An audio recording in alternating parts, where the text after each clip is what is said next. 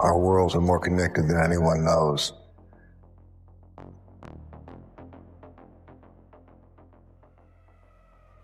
Is there a hidden story behind Tron Ares? Tron Ares was released more than a decade after Tron Legacy. The film was expected to either continue Kevin Flynn's story, the man who became a god in the digital world and searched for a cure for his dying wife, or his son, Sam Flynn, who was sent to the real world to share the miracle of the creation of a digital world entity, Quora. But instead, the film took an alternate direction. What happens when the pursuit of permanence is hindered by the pursuit of power? I can't afford to have an independent programmer monitoring me. I did everything! Everything you ever asked! You're hacking Encom? It's just a peek over the garden wall. No one will notice. I'm a gloomy geek, and today I'm going to talk about Tron Ares, what's hidden within the film, how the 3 Tron movies are connected, and whether a 4th film is even possible.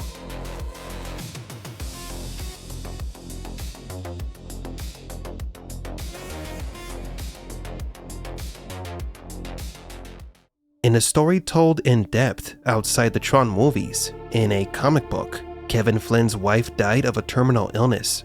The tragedy of losing his wife changed Flynn's perspective on life forever. He feared that the same disease that took his wife could also take his only son, Sam.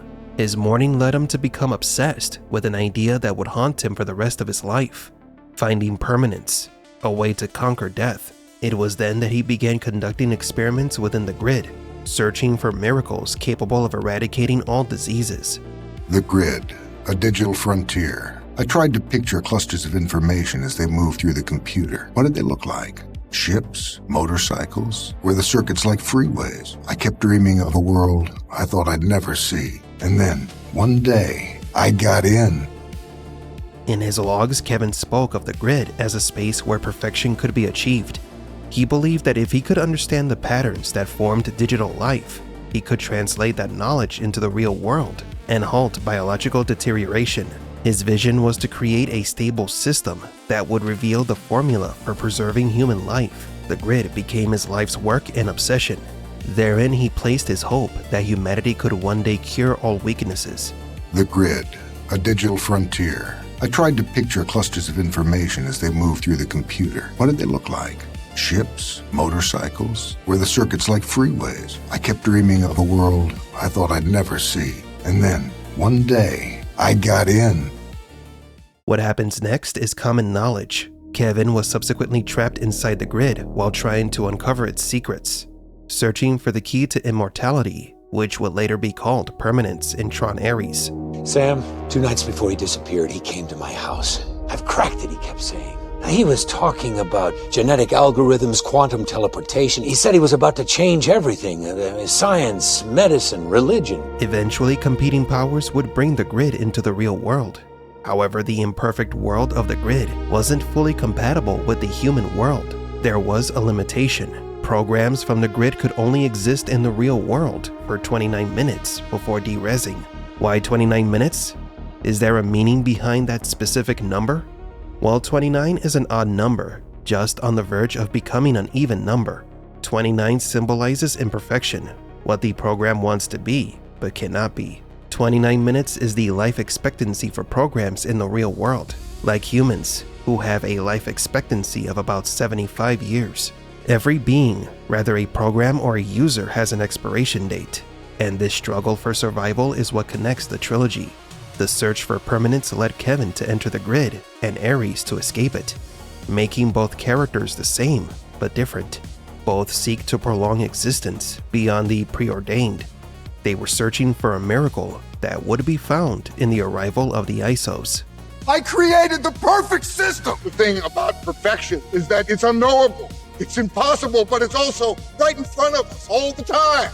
You wouldn't know that because I did when I created you. I'm sorry, Blue. So what is Tron Ares about? What's the hidden story behind it? Man's struggle to not be forgotten has existed since time immemorial. Humans have tried and failed to beat the inevitable. To live forever has always been a dream, but the most we can hope for is to leave our mark on the world before we die.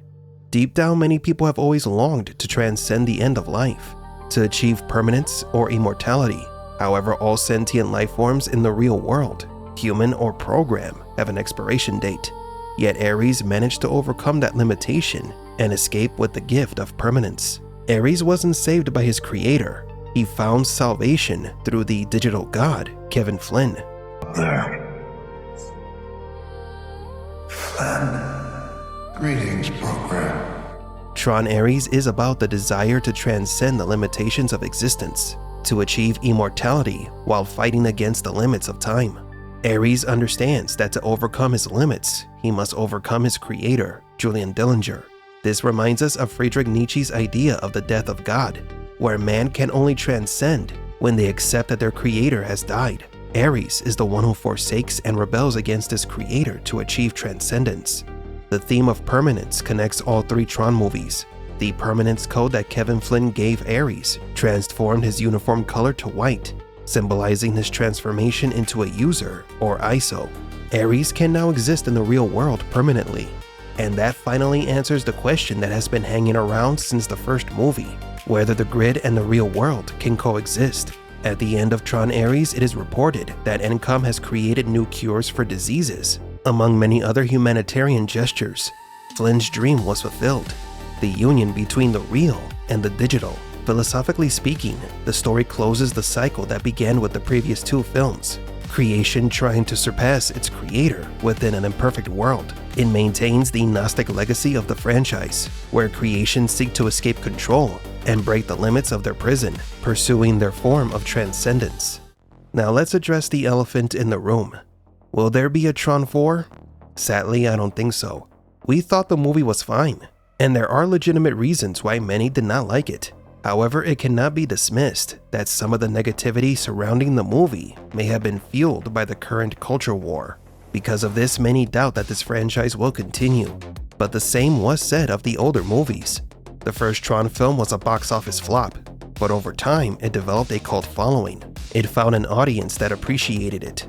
Similarly, Tron Legacy's theatrical run wasn't great either, but it was rediscovered years later. It's now considered an underrated masterpiece. But let's be realistic. Tron and Tron Legacy failed in theaters, but rental and retail sales gave them a second life. That second chance no longer exists for Tron Ares. It also doesn't help that there is a great deal of disinterest or dislike for Jared Leto. But who knows? Maybe in time, Tron Ares will be appreciated for its story that brought closure to Kevin Flynn's legacy.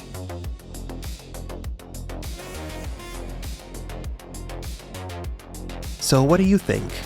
Did you like Tron Ares? Would you like to see this franchise continue?